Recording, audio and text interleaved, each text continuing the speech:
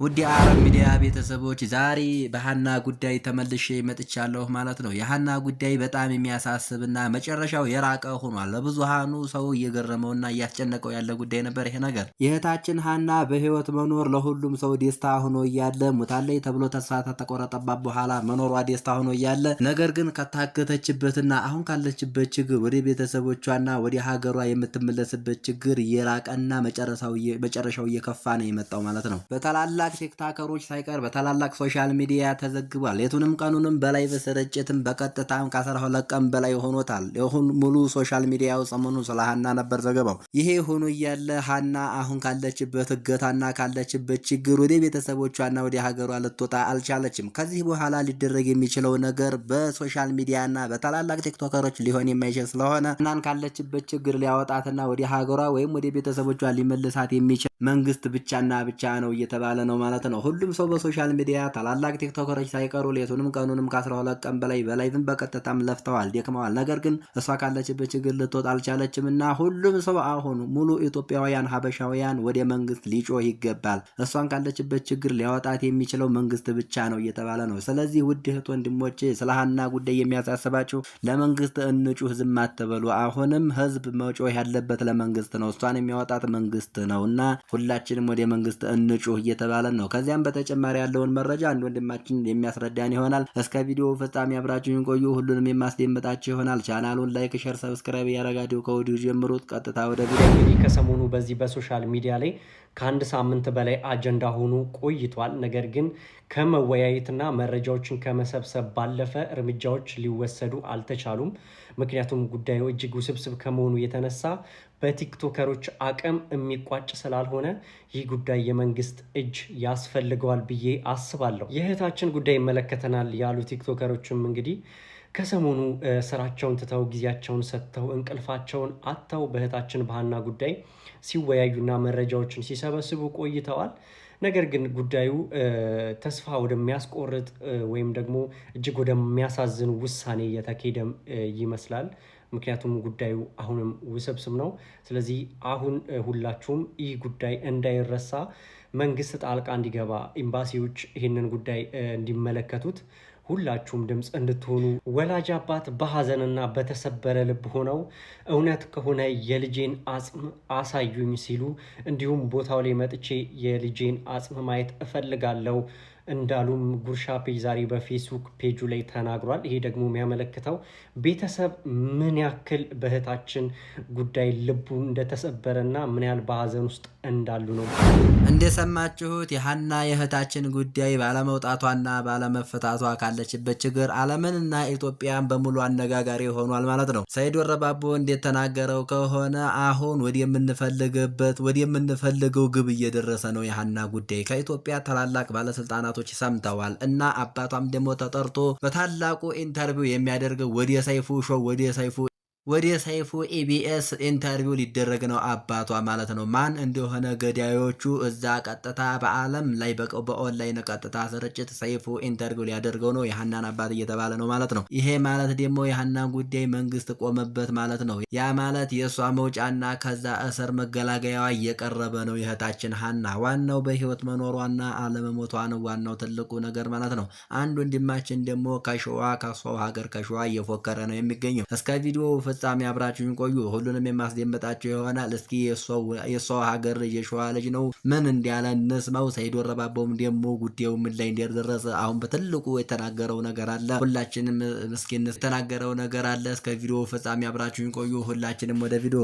ሸፍታለሁ፣ ጎበዝ ተኳሽ ነኝ፣ እተኩሳለሁ፣ እገላለሁ። ይሄ ቃል እገባለሁ። ኪዳነ ምሕረትን ፈጣሪን ነው የምላችሁ። ጉዳዩን ይኸውላችሁ፣ ጉዳዩ በጣም ወደ ከፍተኛ ደረጃ እየደረሰ ነው። በቃ እኛ ፈለግንበት እየደረስ ነው። አሁን ጉዳዩን ወደ ኢትዮጵያም ፌመሶች አሁን እነ ጉርሻ ፖስተውታል። ሌላ የኢትዮጵያ ትልልቅ ሚዲያዎች የፖስተቱት ነው። በቃ አሁን ወደምንፈልገው እየደረስን ነው።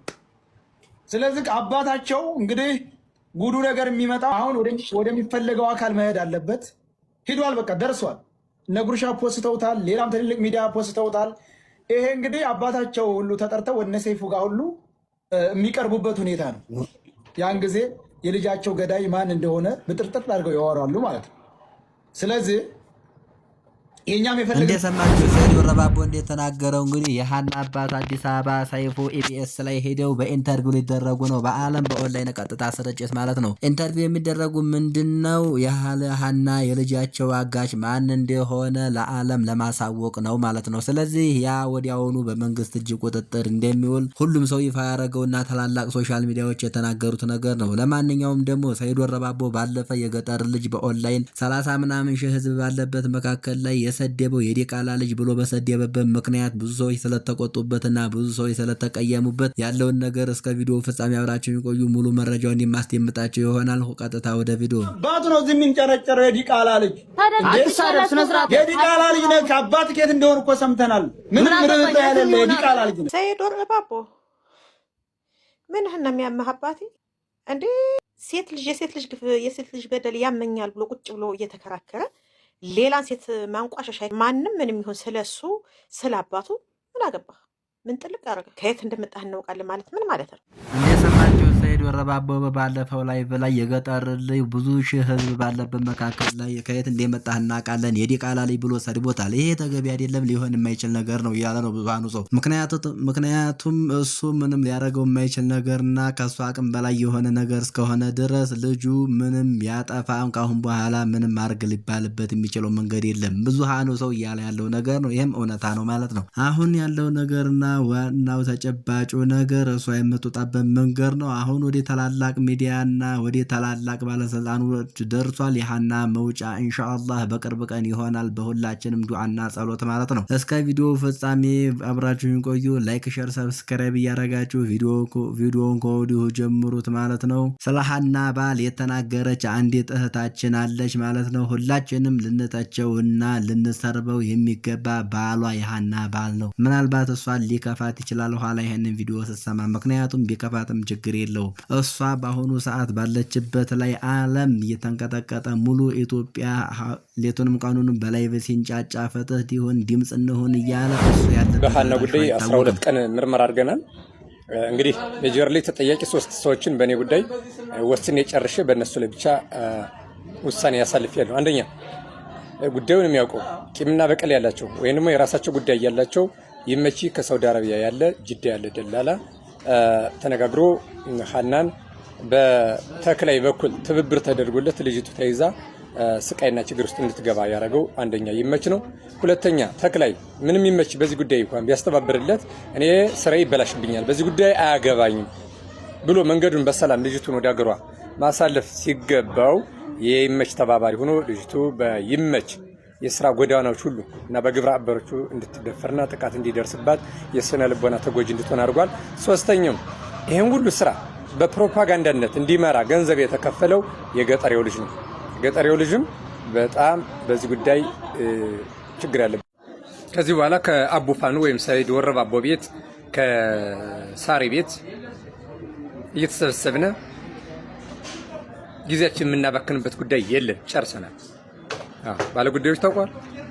ችግር ያለባት ልጅቱ ከይመች የሸዋሮቢት ደላላ ጋር ነው።